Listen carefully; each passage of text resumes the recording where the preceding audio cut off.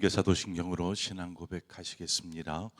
나는 전능하신 아버지 하나님 천지의 창조주를 믿습니다. 나는 그의 유일하신 아들 우리 주 예수 그리스도를 믿습니다. 그는 성령으로 잉태되어 동정녀 마리아에게서 나시고 본디오 빌라도에게 고난을 받아 십자가에 못 박혀 죽으시고 장사된 지 사흘 만에 죽은 자 가운데서 다시 살아나셨으며 하늘에 오르시어 전능하신 아버지 하나님 우편에 앉아 계시다가 거기로부터 살아있는 자와 죽은 자를 심판하러 오십니다. 나는 성령을 믿으며 거룩한 공교회와 성도의 교제와 죄를 용서받는 것과 몸의 부활과 영생을 믿습니다. 아멘.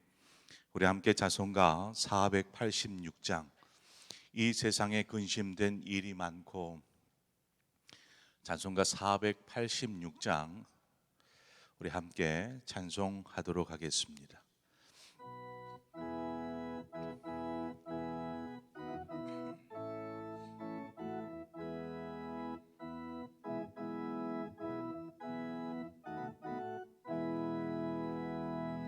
이 세상에 근심된 일이 많고 참 평안을 몰랐구나. 내 주 예수 날 오라 부르시니 곧 평안히 되리로다. 주 예수의 구원의 은혜로다. 참 기쁘고 즐겁구나. 그 은혜를 영원히 누리겠네. 곧 평안히 되리로다. 이 세상에 곤고한 일이 많고 잠시는 날 없었구나. 내 주 예수 날 사랑하시오니 곧 평안히 되리로다. 주 예수의 구원의 은혜로다. 참 기쁘고 즐겁구나. 그 은혜를 영원히 누리겠네. 곧 평안히 되리로다. 이 세상에 죄악된 일이 많고 참 죽을 일 사였구나. 내 주 예수 날 건져 주시오니 곧 평안히 되리로다. 주 예수의 구원의 은혜로다. 참 기쁘고 즐겁구나. 그 은혜를 영원히 누리겠네. 곧 평안히 되리로다. 아멘. 하나님의 말씀 보겠습니다. 시편 90편입니다. 시편 90편 1절에서 9절의 말씀 우리 함께 한 절씩 교독해서 보도록 하겠습니다. 시편 90편 1절에서 9절의 말씀입니다. 주여, 주는 대대에 우리의 거처가 되셨나이다.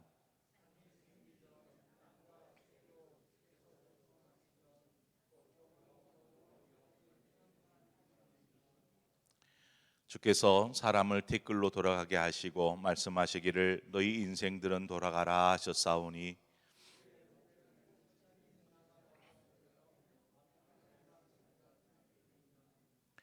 주께서 그들을 홍수처럼 쓸어 가시나이다. 그들은 잠깐 자는 것 같으며 아침에 돋는 풀 같으니이다.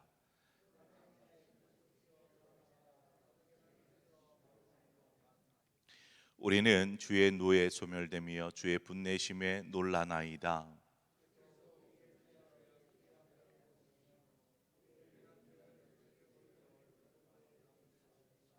함께 읽습니다.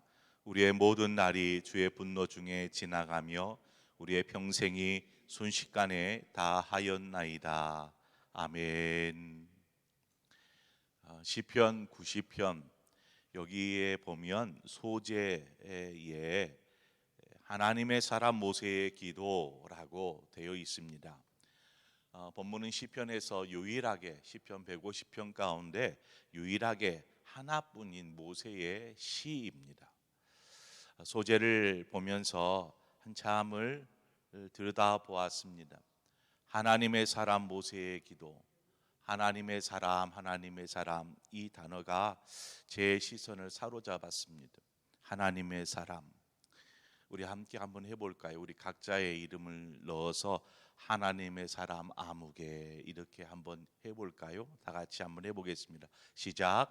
하나님의 사람 이영주. 너무나 멋지지 않습니까? 하나님의 사람. 나는 하나님의 사람입니다 라는 고백입니다. 나는 하나님의 사람입니다 라는 고백 속에는 나는 하나님 거예요 라는 그 고백이 담겨 있죠. 뿐만 아니라 나는 하나님 거니까 하나님 책임져 주세요. 내 삶은 하나님 것이니까 하나님 뜻대로 하시되 하나님께서 책임져 주십시오 라고 맡기는 것입니다. 하나님의 사람, 이러한 말 속에 우리의 신앙 고백이 함께 담겨 있기를 바랍니다. 모세는 이스라엘 백성들이 참 가장 힘들어하던 때 하나님께서 택하여 부른 사람 중에 한 사람이 바로 모세입니다. 400년이 넘도록 이스라엘은 애굽에서 종살이 노예와 같은 삶을 살지 않았습니까? 그러면서 얼마나 큰 아픔과 고통 속에 그 수백 년을 살았겠습니까? 그러한 이스라엘 백성들의 신음소리가 하나님 앞에 상달되고 하나님께서 모세를 통해서 이스라엘 백성을 애굽에서 불러내시죠. 하나님께서 이스라엘 백성을 불러내실 때에 모세가 지도자로서 움직이게 되는데 모세가 특별히 한 것은 없습니다. 하나님께서 다 하셨습니다. 재앙을 일으켜서 바로의 마음을 움직이시고 이스라엘 백성을 이끄시되 홍해를 가르시고 이처럼 하나님께서 이스라엘 백성을 인도하셨던 것입니다. 모세야 위로 가지 마, 왕의 대로로 가지 말고 저 아랫길로 가라. 가면 가는 것입니다. 그러니까 하나님의 말씀을 따라서 순종하며 가는 것뿐이죠. 자, 그렇게 이스라엘 백성이 이제 아래쪽으로 돌아서 가나안을 향하여서 나아가게 됩니다. 시내산을 돌아서 이렇게 이제 위로 올라가서 가나안 땅으로 가게 되죠. 가나안 땅에 이르기 전 이스라엘 백성들이 멈춘 곳이 있는데 가데스 바네아라는 곳입니다.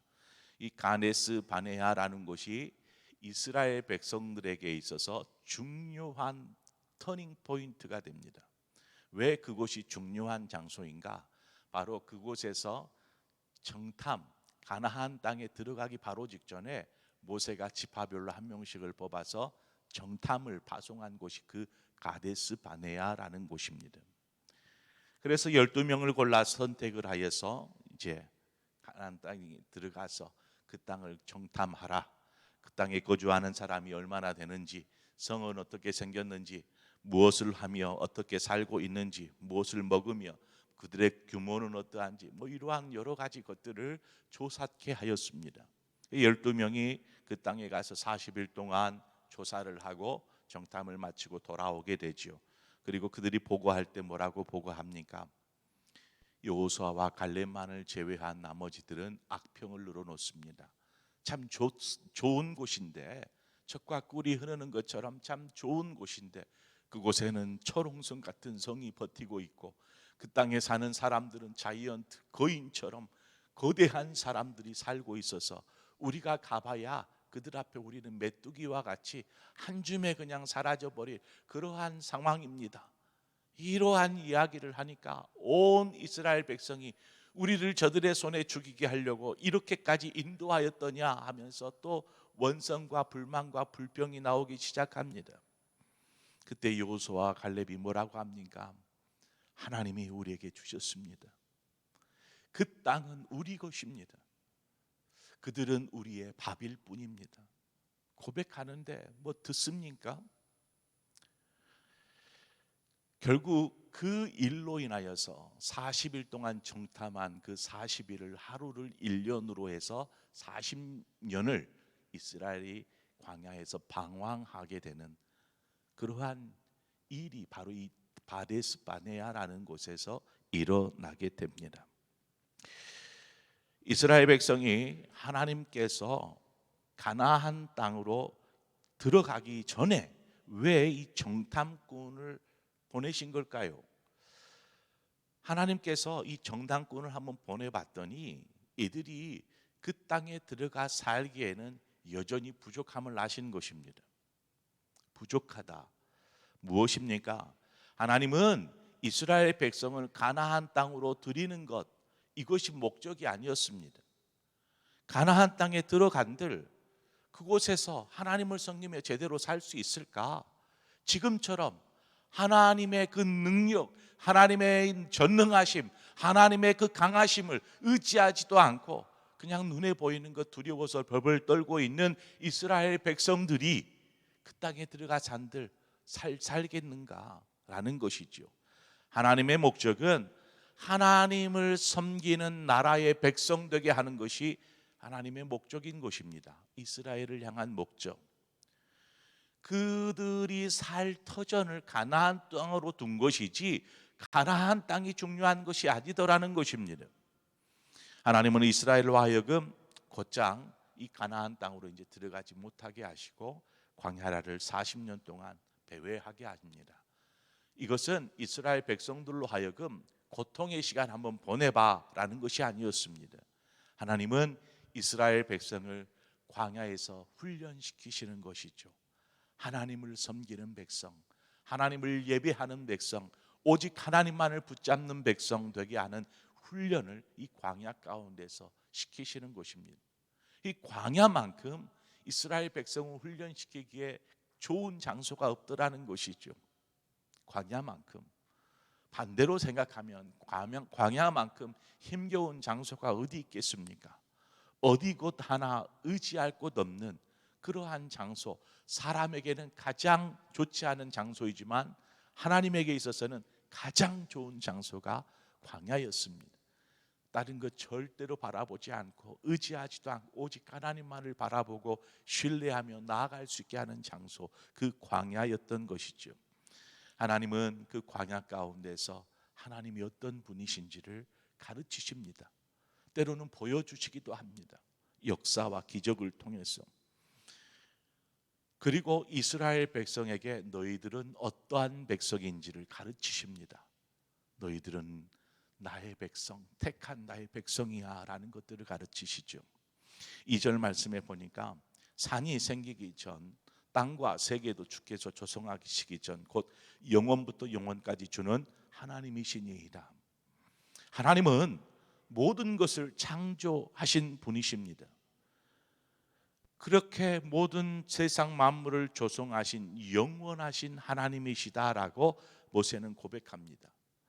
이 훈련은 이스라엘 백성들에게 가장 기본적인 훈련이었습니다. 기본적인 훈련. 우리에게도 마찬가지입니다. 하나님은 이 세상 모든 만물을 창조하셨으며 영원부터 영원까지 이 모든 것들을 다스리시는 유일하신 하나님이시다라는 것입니다. 우리에게도 마찬가지입니다. 하나님 나를 창조하셨습니다. 내가 이 땅에 거하는 것 하나님께서 생명을 주셨습니다. 나는 하나님의 것입니다. 하나님의 사람 아무개 고백했던 것처럼 이 믿음과 신앙이 있다면 우리는 다른 것 기웃거릴 필요가 없는 것이죠.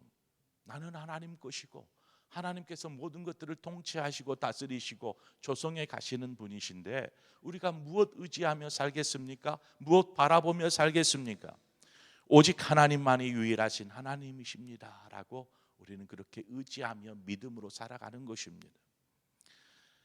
자, 그러면 하나님은 이러한 분이신데 반면 인간은 어떤가요? 인간의 나약함. 이 90편은 이 가데스 바네아에서 정탐을 하고 나온 이후에 기록된 것입니다. 하나님께서 너희들은 곧장 바로 가나안 땅으로 못 들어가 40년 동안 이 가나안 땅을 배회할 거야. 뿐만 아니라 하나님의 공의로 나에게 불평한 이들 모두는 이 광야에서 다 엎드려질 것이라. 오직 여호수아와 갈렙만이 그 땅을 차지하고 밟을 것이라 말씀하지 않았습니까? 여기에 인간의 무기력함이 등장하는 것이죠. 인간은 하나님의 피조물입니다. 피조물이기에 유한할 수밖에 없어요. 하나님은 영원하시지만 우리는 무한한 유한한 존재. 이 땅에 살다가 결국 이 땅에서 삶은 끝이 나는 이제 영생이 있겠지만 그 이전의 삶은 끝이 나는 것이죠. 본문 3절을 봅니다. 주께서 사람을 티끌로 돌아가게 하시고 말씀하시기를 너희 인생들은 돌아가라 하셨사오니. 그래서 인간은 잠깐 있다가 사라지는 아침에 핀 안개와 같다라고 성경은 말하기도 합니다. 또 이제 막 피어나는 풀과 마른 풀과 들의 꽃과 같다라고들 이야기하죠. 그런데 인간은 어때요? 자신이 천년만년 살 것처럼 착각하고 삽니다. 천년만년 살 것처럼. 그렇게 움켜잡으면 천년만년 편안하고 살 수 있을까요? 우리는 잠깐입니다. 하나님이 보실 때에는 눈 깜짝할 사이입니다. 이 땅에서 천년이 하늘에서 하루와 같은 일각과 같은 그러한 시간이라면 하나님에게 있어서 우리의 인생의 시간은 잠깐 있다가 사라지는 안개와 같더라는 것입니다. 하나님께서 이러한 유한한 존재로 창조하신 데는 이유가 있습니다. 먼저는 죄로 인해서 우리가 유한한 존재, 너희는 흙이니 흙으로 돌아가라 말씀하시지 않았습니까? 그것으로 우리는 하나님을 전적으로 의지하며 살아갈 수 있게 하셨다라는 것입니다. 유한한 존재이기 때문에 하나님을 더 의지하는 것이죠. 피조물이기 때문에 하나님만을 붙잡고 살도록 하나님은 그렇게 창조하신 것입니다. 그런데 우리 어떻게 살고 있습니까? 인간이 8절 말씀 보니까 주께서 주의 죄악을 주의 앞에 놓으시며 우리의 은밀한 죄를 주의 얼굴빛 가운데 두셨사오니. 하나님은 우리를 그렇게 창조하셨어요. 하나님만을 섬기고 하나님만을 바라보며 하나님만을 붙잡고 사는 하나님의 사람으로. 그런데 인간이 어떻게 합니까? 하나님 없이도 살 수 있어. 내가 책임져, 나 따라와 하면서 제 갈 길로 가지 않습니까?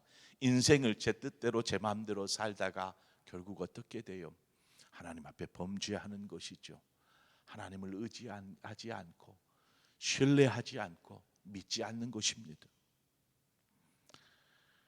분명히 계획대로라면 아담과 하와는 그 에덴에서 행복한 삶을 살아야 했을 것입니다. 그러나 범죄함으로 그 땅을 쫓겨나 이스라엘 백성이 쫓겨났듯이 이스라엘 백성이 정탐한 후에 악평하고 하나님을 불신하는 죄로 인하여서 결국 광야에서 40년을 배회하고 그 광야에서 다 엎드려지게 되지 않았습니까? 인간이 하나님을 신뢰하지 못하면 겪는 이런 아픔이 결국 우리의 삶을 지배하는 것입니다. 우리가 하나님을 신뢰하지 않으므로 하나님을 의지하지 않으므로 결국은 우리의 생각대로 우리의 뜻대로 사는 것이 자유롭고 즐거워 보일지 모르지만 그 삶이 우리를 지배할 때에 우리의 삶은 곧 염려와 아픔과 계속되는 원망으로만 채워질 수밖에 없더라는 것입니다. 그래서 인생은 염려와 아픔으로 뒤덮이게 되죠. 여러분 만약에 이러한 염려와 아픔과 근심에 이러한 삶이 인생 천년만년 진행된다고 한번 생각해 보세요. 어떨 것 같습니까? 인생이 지옥 같지 않겠습니까? 아니, 이런 지옥 같은 인생, 염려와 근심 매일같이 치열하게 평안할 날 없고 기쁠 날 없고 즐거울 날 없는 이러한 삶은 천년만년 산다고 생각해 보세요. 아마 지옥이 따로 없을 것입니다. 어떻게 보면 하나님께서 우리를 유한한 존재한 것이 우리에게는 너무나 큰 축복인 것이죠. 하나님께서 우리를 유한하게 하신 것을 감사하고 우리가 이 땅에 거하는 날 동안 하나님을 경외하고 하나님만을 의지하며 하나님만을 붙잡고 사는 삶, 바로 그 삶이 하나님이 우리를 지으신 창조하신 이유요 목적인 것입니다. 저와 여러분이 오늘을 살아감에 있어 하나님 의지하시기 바랍니다. 우리 다시 한번 하나님의 사람 아무개 한번 해볼까요? 시작. 하나님의 사람 이영주. 아멘. 여러분은 하나님의 사람입니다. 하나님의 사람답게 오늘도 하나님 붙잡고 의지하며 하나님과 동행하는 삶 되시기를 주님의 이름으로 축원드립니다. 기도하겠습니다. 좋으신 아버지, 은혜를 감사합니다. 하나님, 이 새벽에도 우리를 불러주시고 하나님 앞에 그 품 안에 거하도록 하나님 이끌어 주셔서 감사합니다. 아버지, 그 품 안이 가장 좋습니다. 평안하고 포근하고 그 안에 있을 때 참된 기쁨이 샘솟듯 넘쳐납니다. 하지만 뒤돌아 세상으로 향하면 또 다시 시작되는 염려와 근심, 이 땅에서 또 어떻게 살까 염려되지만 하나님, 우리는 하나님의 사람이기에 하나님만을 의지하고 신뢰하며 믿음으로 붙잡으며 나아갈 수 있도록 인도하여 주옵소서. 우리의 믿음이 부족하거든 하나님 훈련시켜 주시고, 그래서 이 땅을 살아가는 데랑 오직 믿음으로 승리하는 사람 되어 요서와 갈렙과 같이 그 땅을 차지하고 그 땅에서 누리며 하나님 영생의 복을 누리는 우리 모든 상봉의 성도들 되게 하여 주시옵소서. 인도하실 것을 감사드리며 예수님의 이름으로 기도합니다. 아멘. 이 시간 우리 함께 더불어서 기도할 때에 우리 교육자들을 위해서 기도해 주십시오. 종을 위해서 기도해 주십시오. 지치지 않도록 깨어서 항상 하나님 앞에 먼저 설 수 있도록 여러분 종을 위해서 기도해 주시기 바랍니다. 말씀 앞에 깨어있게 하시고 하나님의 그 음성 앞에 민감하게 반응할 수 있는 사람, 그래서 우리 상봉교회를 잘 세워갈 수 있도록 위해서 기도해 주시기를 바라고, 또 우리 장로님들 위해서 기도해 주십시오. 하나님 모든 것들을 결정하고 진행하고 하는 굉장히 중요한 자리에 있습니다. 중요한 만큼 그 무게감은 이루 말할 수 없을 것입니다. 하나님, 그 무게에 짓눌려 있는 사람이 아니라 하나님을 의지함으로 자유케 하시고 기쁨이 샘솟게 하시옵소서. 우리 장로님들을 위해서 기도해 주시고 우리 항존직 분자들을 위해서 기도해 주시기를 바랍니다. 우리 모든 권사님들, 안수집사님들이 한 마음이 되어져서 교회의 기둥처럼 교회를 받들고 세워가며 하나님의 나라를 건설하는 역군들이 되게 하여 주옵소서. 우리 그러한 마음으로 우리 항존직 분자들을 위해서 기도해 주시고 우리 다음 세대를 위해서 기도해 주십시오. 여름 행사, 특별히 우리 유치부가 토요일 주일 여름 행사가 있게 됩니다. 여러분 많은 관심이 필요합니다. 오셔서 봐주시고 또 이렇게 관심을 가져주시면 좋을 것 같아요. 기도해 주십시오. 이 시간 우리 함께 한 마음으로 기도하고 자유롭게 돌아가시겠습니다. 좋으신 아버지 하나님, 은혜와 사랑을 감사합니다. 아버지께서 우리를 이 시간에도 불러주시고 하나님 하신 사랑 가운데 하나님 인도하여 주셔서 감사합니다. 할렐루야.